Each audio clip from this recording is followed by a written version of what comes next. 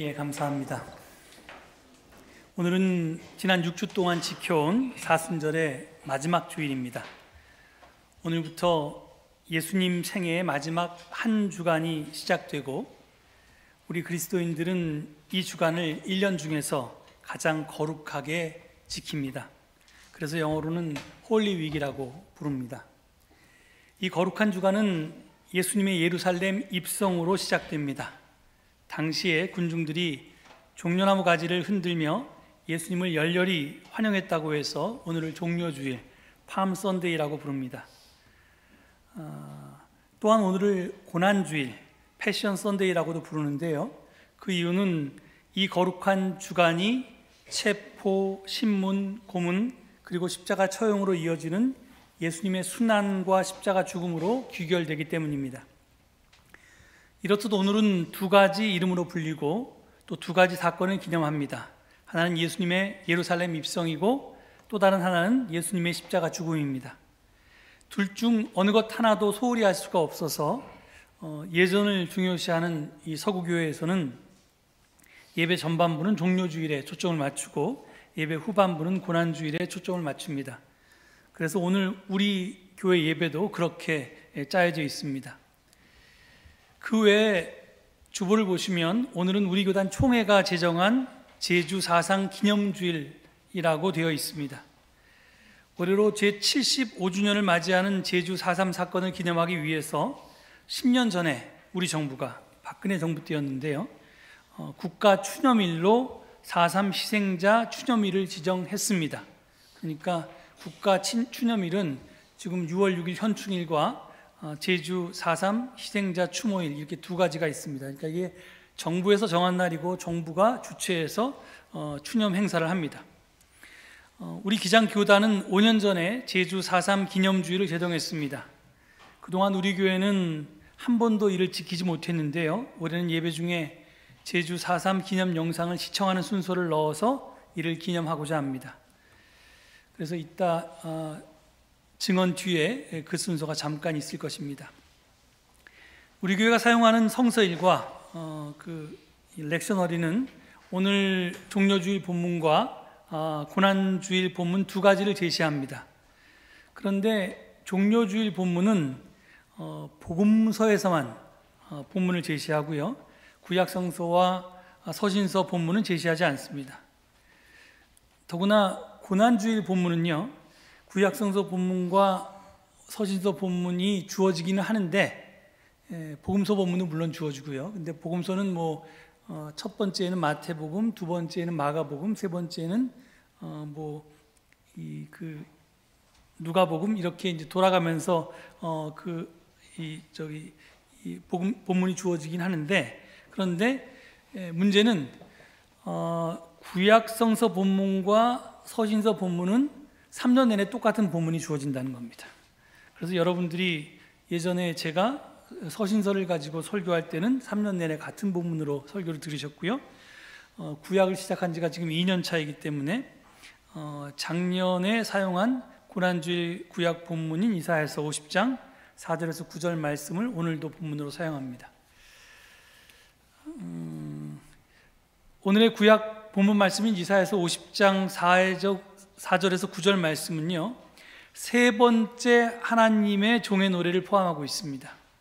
소위 제2 이사야서에는 소위 고난받는 종의 노래라고 알려진 4개의 본문이 등장합니다. 42장에 있고요, 49장에도 있고요, 그리고 오늘 50장에도 있고요, 그리고 52장과 53장에 걸쳐서 있습니다.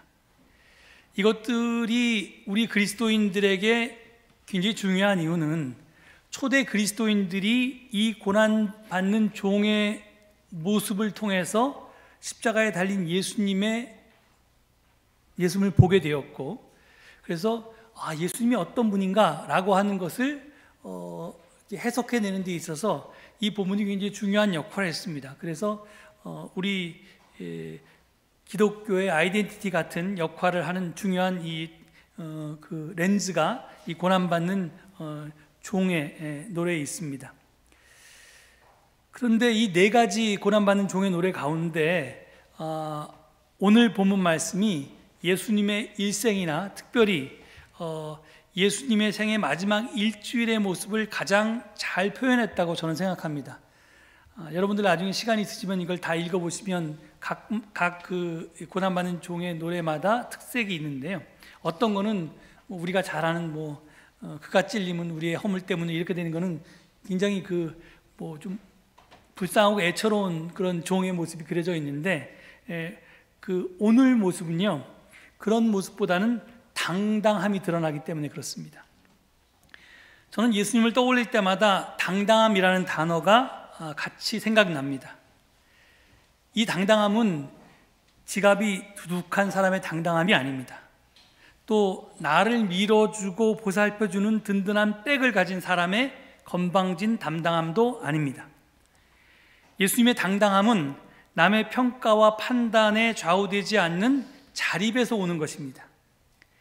그렇기에 힘 있는 사람들 앞에서도 주눅드는 일이 없고요, 당신을 모함하고 모욕하는 무리들 앞에서도 마음의 평화가 흔들리지 않습니다.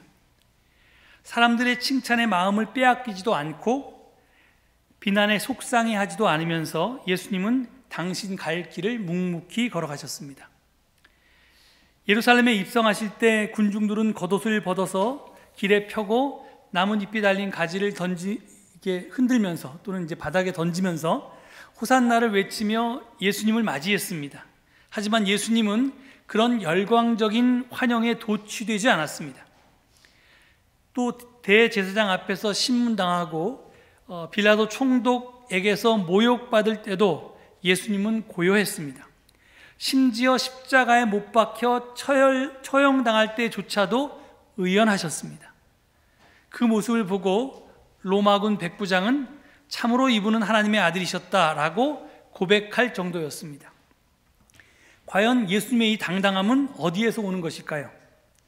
저는 하나님에 대한 절대적인 신뢰가 이 당당함의 뿌리라고 생각합니다. 우리는 그것을 오늘 읽은 본문에서 확인할 수 있습니다. 앞에서 오늘 본문이 고난받는 하나님의 종의 노래 가운데 하나라고 했습니다. 특히 6절에 고난받는 종의 모습이 잘 드러나 있습니다. 저기 본문을 보면 나는 나를 때리는 자들에게 등을 맡겼고 내 수염을 뽑는 자들에게 뺨을 맡겼다. 내게 침을 뱉고 나를 모욕하여도 내가 그것을 피하려고 얼굴을 가리지 않았다. 이 고난받는 종은 참으로 무력해 보입니다. 아니, 무력을 넘어서 노예적인 굴종처럼 보입니다. 우리는 험한 세상에서 살아남기 위해서 남들에게 만만하게 보여서는 안 된다고 배웠습니다. 만만하게 보이면 짓밟힌다고 배웠습니다. 세상은 우리에게 되로받으면 말로 갚아주라고 가르칩니다. 이것은 은혜 받은 걸 그렇게 갚으라는 말이 아닙니다. 한 대 맞으면 곱절로 갚아주라는 그런 뜻입니다. 그래야 바보 취급받지 않는다는 것입니다. 그 대표적인 예가 창세기 4장에 나오는 동생 아벨을 죽인 가인의 후손 라멕 이야기입니다. 라멕은 자기 아내들에게 이렇게 말합니다. 지금 화면에 창세기 4장 23절, 24절의 말씀이 있는데요. 읽어보면 이렇습니다. 라멕의 말입니다. 내가 말할 때 귀를 기울여라. 나에게 상처를 입힌 남자를 내가 죽였다. 나를 상하게 한 젊은 남자를 내가 죽였다. 가인을 해친 벌이 7갑절이면 라멕을 해치는 벌은 77갑절이다. 잘 아시는 것처럼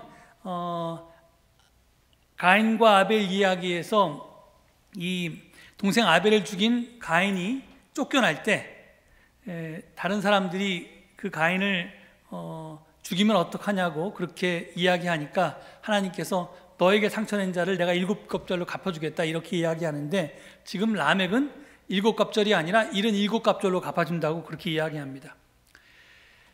저명한 성서학자 존 더미닉 크라사는 성경을 어떻게 읽어야 참 그리스도인이 되는가 라는 책에서 창세기 4장을 분석하면서 원죄란 또는 죄란 무엇이냐면 인간이 폭력을 확대하는 경향이라고 풀이합니다.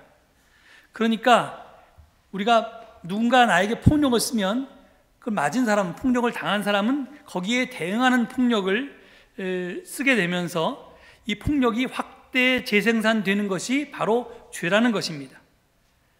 그래서 여기 창세기 4장 7절을 보면 죄가 너의 문에 도사리고 있어서 너를 지배하려고 한다. 너는 그 죄를 잘 다스려야 한다. 이렇게 아벨을 죽이기 전에 가인에게 하나님께서 이렇게 경고합니다. 그러니까 지금 네 마음을 내가 들여다보고 있다. 죄가 지금 네 문 앞에 있다. 그러니까 그 죄가 너를 지배하지 못하게 해라. 죄를 다스려라 이랬는데 가인은 죄를 다스리지 못했습니다. 그리고 그 결과 폭력과 대응 폭력은 7배로, 그리고 77배로 폭발적으로 증가합니다. 이렇듯 폭력은 악순환되고 확대됩니다. 그런데 오늘 본문에 등장하는 고난받는 종은 부당한 폭력과 모욕에 전혀 대응하지 않습니다. 아무런 저항도 하지 않습니다. 그냥 그대로 감수합니다. 그래서 이 고난받는 종은 참 무력해 보입니다. 만만해 보입니다. 하지만 그는 무력하지 않습니다. 왜냐하면 못하는 것이 아니라 안 하는 것이기 때문입니다. 저항하지 않음으로써 오히려 그를 모욕하는 이들을 이겨내고 있습니다. 정확하게 표현하면 무저항이 아니라 비폭력적으로 저항함으로써 폭력을 이기는 것입니다. 즉 non-resistance가 아니라 non-violence resistance입니다. 그러니까 폭력 없는 저항을 하는 것입니다. 이는 예수님이 눈은 눈으로, 이는 이로 갚지 말라 이렇게 말씀하신 것과 같은 뜻입니다. 구약은 이제 동태복수법에 의해서 네가 한 대 맞으면 한 대 갚아주고, 누가 네 눈을 어떻게 하면 너도 눈을 어떻게 하고, 뭐 이를 부러뜨리면 이를 하나 부러뜨리고, 이런 식으로 동태복수법이 이제 구약의 율법 아닙니까? 그런데 예수님은 눈을 눈으로, 이를 이로 갚지 말라고 말씀하셨습니다. 그게 이제 마태복음 5장 39절에서 41절의 말씀인데요. 누가 내 오른뺨을 치거든 왼뺨마저 돌려대어라. 너를 걸어 고소하여 내 속옷을 가지려는 사람에게는 겉옷까지도 내주어라. 누가 너더러 억지로 오리를 가자고 하거든 심리를 같이 가주어라. 제가 오늘 이게 본문이 아니기 때문에 풀이할 시간은 없는데, 이 말씀이 제가 무저항을 뜻하는 것이 아니라 비폭력 저항을 가르친 말씀이라고 오래전에 말씀드린 바 있습니다. 힘이 없어서, 비겁해서, 또는 두려움 때문에 저항하지 않는다면, 저항하지 못한다면 그것은 비굴입니다. 무저항은 그렇기 때문에 비굴일 수 있습니다. 하지만 비폭력 저항은 비굴이 아닙니다. 오히려 용기 있는 행동입니다. 폭력에 폭력으로 대응하고자 하는 마음을 다스리려면 참된 용기가 필요하기 때문입니다. 내면에 힘이 있어야 하고 영혼에 힘이 필요하기 때문입니다. 7절 말씀을 한번 보시겠습니다. 본문 7절은 이렇게 얘기합니다. 주 하나님께서 나를 도우시니 그들이 나를 모욕하여도 마음 상하지 않았고 오히려 내가 각오하고 모든 어려움을 견디어냈다. 지금 이 본문을 보면요, 고난받는 종은 이를 악물고 부당함을 견디고 있지 않습니다. 만약 그랬다면 그의 마음속에는 분노가 쌓였을 것입니다. 막 화가 나는데 그 화를 참느라고 내 속이 부글거렸을 것입니다. 그런데 지금 그렇지가 않습니다. 물론 그는 모든 어려움을 견디겠다는 확고한 의지는 있습니다. 그렇지만 그럴 힘은 자신에게서 비롯된 것이 아니라고 얘기합니다. 그 힘은 언제나 하나님께로부터, 하나님께서 도우시니 가능했다고 얘기합니다. 비가 올 때 뭐 이런 비 좀 그냥 맞고 말지 뭐, 이렇게 젖기로 마음먹은 사람은 가랑비가 내린다고 화내지 않습니다. 그냥 내리나 보다 그럽니다. 그는 부당한 폭력에 마음 상하지 않습니다. 폭력을 가하는 이들은 그의 몸은 괴롭힐 수 있을지 모르지만 그의 영혼까지 뒤흔들 수는 없는 것입니다. 그래서 예수님은 마태복음 10장 28절에서 몸을 죽일지라도 영혼은 죽이지 못한 이를 두려워하지 말라고 말씀하셨던 것입니다. 이렇게 뭐 비가 오면 그냥 맞지 뭐, 누가 뭐라고 하면 그냥 그런가 보다 하고 한쪽으로 듣고 한 귀로 흘려버리는 사람은 이미 승리한 사람입니다. 앞에서 당당하게 비폭력적으로 대항할 힘은 하나님의 도우심에서 온다고 했습니다. 이에 대해서 본문 5절은 좀 더 자세하게 말합니다. 5절을 보면요, 주 하나님께서 내게 내 귀를 열어주셨으므로 나는 주님께 거역하지 않았고 등을 돌리지 않았다, 이렇게 표현합니다. 그렇습니다. 진정한 힘이 어디서 오냐면 들을 귀에서 온다는 것입니다. 내가 가지고 있는 총, 칼, 여기서 오는 게 아닙니다. 결국 하나님의 종이라고 하는 것은 들을 귀가 열린 사람이라고 바꾸어 말할 수 있습니다. 세상의 소음 속에서 살면서도 하늘의 소리를 가려 들을 줄 아는 사람은 내적으로 흔들리지 않는다는 것입니다. 그 가려 들음의 비결에 대해서는 그 앞에 또 5절 앞에 있는 4절이 우리에게 가르쳐 줍니다. 4절을 보면 주 하나님께서 아침마다 나를 깨우쳐 주신다. 내 귀를 깨우쳐 주시어 학자처럼 알아듣게 하신다. 이렇게 말씀합니다. 본문이 거기서 좀 준비가 안 된 모양이네요. 예. 제가 이제 다시 읽어드리면 주 하나님께서 아침마다 나를 깨우쳐 주신다. 내 귀를 깨우쳐 주시어 학자처럼 알아듣게 하신다. 이렇게 되어 있습니다. 여기서 학자처럼이란 말 때문에 우리가 나는 뭐 학자가 아닌데 이렇게 주눅 들은 분이 계실지 모르겠는데요. 이 학자라고 번역된 히브리어 단어는 사실 학자라는 번역보다 제자라고 옮기는 것이 훨씬 더 낫습니다. 학자나 제자나 둘 다 배우는 자라는 뜻입니다. 아무튼 고난받는 종은 자기 몸과 마음을 아주 예민하게 해서 하나님의 음성을 듣고 하나님께 배우는 사람입니다. 하나님의 일을 하는 사람은 우리에게 다양한 방법으로 말을 건네오시는 하나님의 음성에 귀를 기울입니다. 이렇듯 하나님의 음성을 듣고 배우며 사는 이가 누구를 두려워하겠습니까? 들어보십시오. 오늘 본문 7절에서 9절이 얼마나 당당한 선언입니까? 본문 7절에서 9절을 보면 제가 좀 간추렸는데요. 한번 읽어보겠습니다. 주 하나님께서 나를 도우시니 내가 각오하고 모든 어려움을 견디어냈다. 내가 부끄러움을 당하지 않겠다는 것을 내가 아는 까닭은 나를 의롭다 하신 분이 가까이에 계시기 때문이다. 누가 감히 나와 다투겠는가? 나를 고소할 자가 누구냐? 주 하나님께서 나를 도와주실 것이니 그 누가 나에게 죄가 있다 하겠느냐? 이 당당함이 하나님의 음성을 듣고 하나님께로부터 배우는 자에게 나왔다는 겁니다. 그런데 이 당당한 말씀을 읽으면서 제 머릿속에 떠오르는 건 로마서 8장 31절로 39절에 있는 말씀입니다. 굉장히 비슷한 말을 바울이 하는데요. 거기서 제가 발췌해서 읽겠습니다. 그렇다면 우리가 무엇이라고 말할 수 있겠습니까? 하나님이 우리 편이시면 누가 우리를 대적하겠습니까? 하나님께서 택하신 사람들을 누가 감히 고발하겠습니까? 의롭다 하시는 분이 하나님이신데 누가 감히 그들을 정죄하겠습니까? 누가 우리를 그리스도의 사랑에서 끊을 수 있겠습니까? 환난입니까? 곤고입니까? 박해입니까? 굶주림입니까? 헐벗음입니까? 위협입니까? 또는 칼입니까? 성경에 기록된 바 우리는 종일 주님을 위하여 죽임을 당합니다. 우리는 도살당할 양과 같이 여김을 받습니다.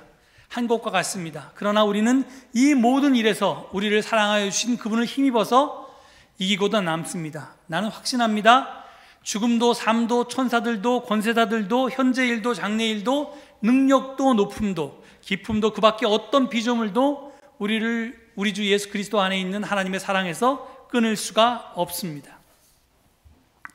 그렇습니다. 바울이 시련과 역경 가운데서도 당당할 수 있었던 것은 십자가 사건을 통해서 하나님의 음성을 들었기 때문이었습니다. 그 음성은 다름 아닌 하나님이 나를 사랑한다라는 것이었습니다.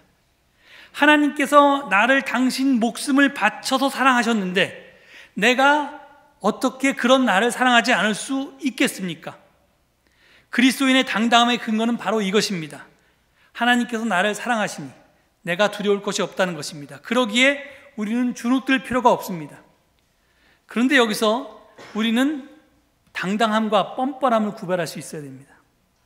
당당하다의 사전적 의미는 남 앞에서 내세울 만큼 모습이나 태도가 떳떳하다입니다. 그런데 뻔뻔하다의 사전적 의미는 부끄러운 짓을 하고도 염치 없이 태어나다입니다. 당당함이 근거 있는 자신감이라면 저는 뻔뻔함은 근거 없는 자신감이라고 생각합니다.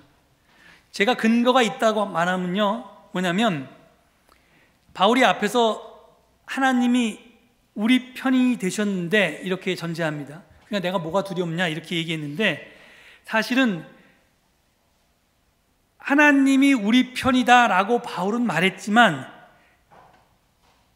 하나님이 우리 편인 이유가 뭐냐면 그 까닭이 뭐냐면 먼저 바울이 하나님 편에 섰기 때문에 그렇습니다. 내가 하나님 편에 섰기 때문에 당연히 나와 하나님은 같은 편이라는 말입니다. 그러니까 내가 하나님과 한 편이 될 수밖에 없는 것은 사실은 하나님이 내 편에 쓴 게 아니라 내가 하나님 편에 섰기 때문입니다.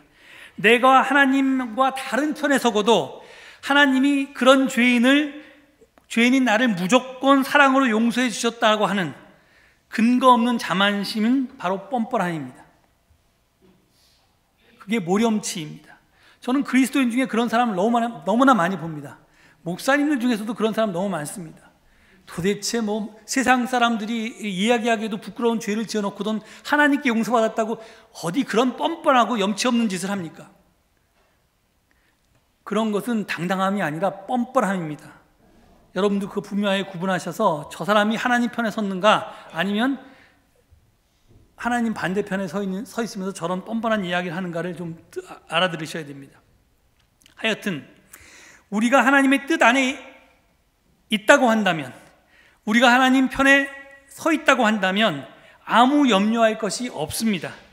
예수님께서 온갖 시련과 모욕 속에서도 마음의 평정을 잃지 않고 당당할 수 있었던 것은 세상이 아닌 하나님 편에 예수님이 서 계셨기 때문입니다. 제가 오늘 설교를 준비하면서 서자의 당당함이란 그런 이야기를 들었습니다. 여러분, 서자의 당당함이란 말을 들어보셨나요? 소설가 이승우 선생이 사용한 말입니다. 그가 말하는 서자의 당당함은 먼저 서자는 이제 이게 정실자식이 아니라는 거죠. 이 적자가 아니라는 건데, 적통이 아니라는 건데, 그가 말하는 서자는 승자 독식 사회에서 내세울 뒤처진 사람들, 중심이 아니라 변방으로 내몰린 이들을 일컫습니다. 내세울 만한 변별한 스펙도 없고 직장도 번듯하지 못하고 물려받을 것도 없는 이들이 괜히 주눅들어 지내기가 쉽다는 겁니다. 그런 사람들이 이제 서자들입니다. 그 서자들은 자칫 잘못하면 피해의식에 사로잡히기도 합니다. 하지만 비록 우리가 경쟁해서 밀려났다고 해서 행복하게 살 권리조차 없는 것은 아닙니다. 이승우 선생이 말하는 서자의 당당함이란 적자의 호의에 의지하여 살려는 마음을 버려버리고 남의 인생이 아니라 자기 인생을 살아내려고 어깨를 펴는 것을 뜻합니다. 세상이 만들어 놓은 가치 기준을 따라가느라고 허덕거리지 않고 자기 보폭과 자기 리듬에 따라 살아갈 용기를 내는 것이 서자의 당당함이라는 것입니다. 세상은 우리에게 말합니다. 이렇게 살아야지 좋은 거야. 이렇게 살아야지 네가 어깨 펴고 살 수 있어. 떳떳할 수 있어. 그런데 거기에 휘둘리지 않는 것이 서자의 당당함이라는 겁니다. 앞에서 말했듯이 세상은 폭력으로 대응하라고 가르칩니다. 그것도 네가 당한 만큼 되돌려 주지 말고 곱절로 되돌려 주라고 그렇게 가르칩니다. 이것이 인습적인 지혜이고요. 세상이 그리고 인류 문명이 정상이라고 주장하는 길입니다. 그런데 그 결과가 과연 무엇입니까? 폭력의 확대 재생산 아니었습니까? 그럼 어떻게 이 폭력의 악순환을 멈출 수 있겠습니까? 폭력의 고리를 끊을 수 있겠습니까? 그것이 바로 십자가입니다. 십자가는 무저항이 아닙니다. 가장 적극적인 저항입니다. 하지만 폭력적인 저항의 길이 아니라 비폭력적인 저항의 길입니다. 사랑의 길입니다. 우리는 하나님께 무한한 사랑을 값없이 받았기에 그 사랑을 이웃에게 기꺼이 나눠줄 수 있습니다. 우리는 누가 뭐래도, 적자들이 뭐래도 나는 세상과 다른 길을 살아나갈 수 있다. 나는 하나님의 사랑을 받는 사람이다. 하나님이 당신의 목숨 바쳐서 나를 사랑하셨는데 내가 당당하지 못할 이유가 무엇이겠는가? 이렇게 떳떳할 수 있다는 겁니다. 그렇기 때문에 내가 받은 사랑, 이웃과 나누며 살 수도 있다는 겁니다. 그것이 바로 세상을 이기는 힘입니다. 지는 것처럼 보여도 그것이 세상을 이기는 법입니다. 세상 속에서 살면서 세상과 다르게 사는 방법입니다. 이번 고난주간에 이 십자가의 길을 다시 한번 묵상하시고 세상이 가르치는 죽음의 행렬에서 우리가 벗어나서 하나님이 가르치신 생명의 길을 당당하게 뒤따를 수 있기를 바랍니다. 그것을 억지로가 아니라, 의무적으로가 아니라 내 자유의지로 그 길을 기꺼이 따를 수 있는 우리 모두가 될 수 있기를 간절히 축원합니다. 이 말씀 되새기시면서 잠시 침묵 가운데 묵상하시겠습니다.